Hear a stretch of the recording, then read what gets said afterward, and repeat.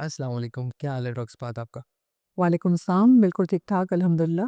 अब जिस तरह अभी आपने आईवीएफ के ऊपर एक पूरी सीरीज़ अपनी रिकॉर्ड की है अवेयरनेस के लिए, तो इसके एंडिंग पॉइंट पे आते हैं।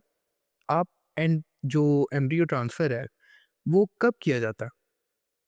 एम्ब्रियो ट्रांसफ़र आईवीएफ का निचोड़ है। यानी जब एग और स्पर्म को मिला के एम्ब्रियो बनाया जाता है और उसको ट्रांसफ़र किया जाता है, ये वो कड़ी है जिस पे माँ के अंदर वो बच्चा मुंतकिल हो जाता है और हमल ठहरता है। एम्ब्रियो ट्रांसफ़र हम 2 तरह से करते हैं, एक फ्रेश ट्रांसफ़र होता है और एक फ्रोज़न एम्ब्रियो ट्रांसफ़र। जो फ्रेश ट्रांसफ़र है जब हम एग कलेक्ट करते हैं उसके बाद 5 दिन के अंदर-अंदर ट्रांसफ़र कर दिया जाता है। जबकि फ्रोज़न एम्ब्रियो ट्रांसफ़र जिसको फ्रीज़ किया गया है, उसको हम 2 से 3 माह का वक़फ़ा डालते हैं एग पिकअप के बाद और उसके बाद माँ की बच्चेदानी को तैयार करके फिर ट्रांसफ़र किया जाता है। सही। और ये सारे ट्रांसफ़र में अबाउट कितने दिन लगते हैं? इस ट्रांसफ़र के प्रोसीजर को तकरीबन 2 हफ़्ते का टाइम लगता है।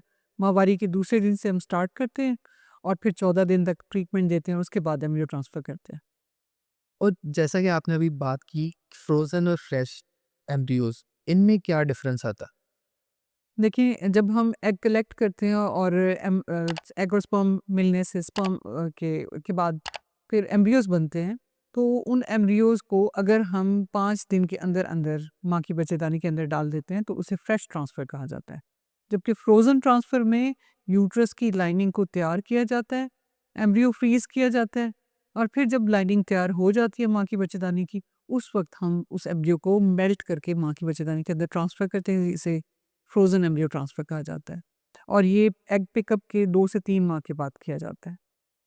और ma'am as an IVF specialist आप क्या प्रेफ़र करती हैं, फ्रोज़न या फ्रेश एम्ब्रियो ट्रांसफ़र? देखिए, आईवीएफ कंसल्टेंट की हमेशा से चॉइस होती है कि हम फ्रोज़न एम्ब्रियो ट्रांसफ़र की तरफ जाएँ क्योंकि वो एक कंट्रोल्ड मेथड है।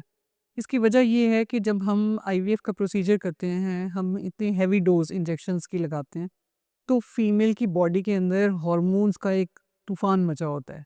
इतने हाई लेवल्स होते हैं। हम चाहते हैं कि जब भी हम एम्ब्रियो ट्रांसफ़र करें तो उन फीमेल की बॉडी में हार्मोन्स का लेवल बिल्कुल नॉर्मल लेवल पे हो। तो 2 जब हम एग पिकअप करते हैं उसके बाद 2 से 3 माह का वक़्फ़ा रखते हैं तो उसमें ये सारे हार्मोन्स जो एक्स्ट्रा अमाउंट में बॉडी में होते हैं, ये सारे वॉश आउट हो जाते हैं और फीमेल की बॉडी वापस नॉर्मल हालत में आ जाती है। उस वक़्त हम अपनी मर्ज़ी से यूट्रस की लाइनिंग को प्रिपेयर करते हैं मेडिसिन देके।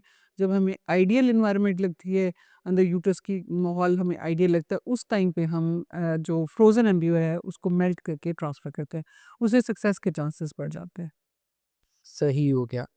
और मैम आप इस इलाज से पहले कोई और इलाज भी करती हैं क्या? एम्ब्रियो ट्रांसफ़र से पहले कोई और ट्रीटमेंट प्लान किया जाता? जी, जी। एम्ब्रियो ट्रांसफ़र जब हम प्लान करते हैं तो फीमेल्स की माहवारी के दूसरे दिन से ये ट्रीटमेंट स्टार्ट होता है। इसमें कुछ हॉर्मोन्स की टैबलेट्स हम देते हैं, अल्ट्रासाउंड करते हैं, मॉनिटर करते हैं, बच्चेदानी के अंदर की लाइनिंग को थिक किया जाता है यानी मोटा किया जाता है, ताकि जब हम एम्ब्रियो उसके अंदर ट्रांसफ़र करें वो उसके अंदर अटैच हो जाए। इसे इम्प्लांटेशन कहते हैं। तो इस सक्सेस को बढ़ाने के लिए हम लाइनिंग को प्रॉपर प्रिपेयर करते हैं और फिर हम एम्ब्रियो ट्रांसफ़र करते हैं। सही हो गया। पर अभी जिस तरह हम एम्ब्रियो ट्रांसफ़र के ऊपर ही हैं, ये किया कैसे जाता? एम्ब्रियो आपका लैब में तैयार होता है। एम्ब्रियोलॉजिस्ट उसको असेस करते हैं, उसकी क्वालिटी को देखते हैं। फिर एक बारीक-सा कैथेटर होता है जिसे एम्ब्रियो ट्रांसफ़र कैथेटर कहा जाता है। उसके ज़रिए माँ की बच्चेदानी के अंदर एम्ब्रियो को ट्रांसफ़र किया जाता है, अल्ट्रासाउंड गाइडेड देख के कि किस जगह पे हम ट्रांसफ़र कर रहे हैं। बिल्कुल ठीक हो गया। और मैम अब एम्ब्रियो ट्रांसफ़र हो गया, उसके बाद भी कोई इलाज या कोई एहतियात ज़रूरी है? जब एम्ब्रियो ट्रांसफ़र हो जाता है उसके बाद हम 2 हफ़्ते के लिए प्रेगनेंसी सपोर्ट के लिए कुछ मेडिसिन्स देते हैं, जिसमें हम कुछ हार्मोन्स की टैबलेट भी देते हैं, कुछ हम सप्लीमेंट्स भी देते हैं ताकि प्रेगनेंसी को सपोर्ट किया जाए। ताकि वन्स एम्ब्रियो आपका अटैच हो जाता है बच्चेदानी के अंदर तो उस प्रेगनेंसी को सपोर्ट किया जाए और फिर उसको बाद लेटर ऑन 2 हफ्ते के बाद हम चेक करते हैं।